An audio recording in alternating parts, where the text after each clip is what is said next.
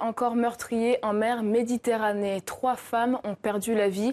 On dénombre de nombreux disparus. Leur canot pneumatique s'est dégonflé.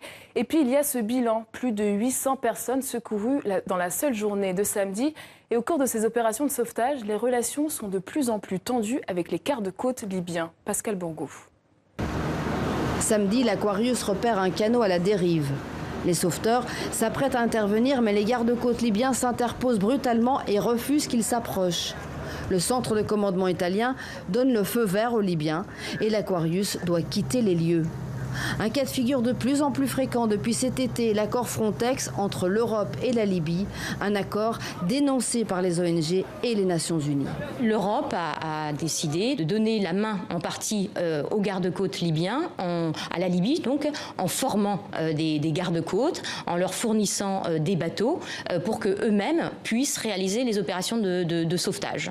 Les personnes sont ramenées en Libye vers l'enfer et or ça contrevient totalement au droit maritime international qui veut que l'on porte assistance et qu'on ramène les personnes en lieu sûr. Le même jour, l'Aquarius est redirigé vers un autre canot en train de couler à 4 heures de navigation. Seul témoignage de ce sauvetage, ces photos.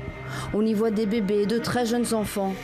3 femmes ne seront jamais réanimées, laissant derrière elles des orphelins. Une quinzaine d'autres naufragés sont dans un état critique, dont 6 enfants avec de l'eau dans les poumons sont évacués dans cet hélicoptère de la marine italienne vers la Tunisie.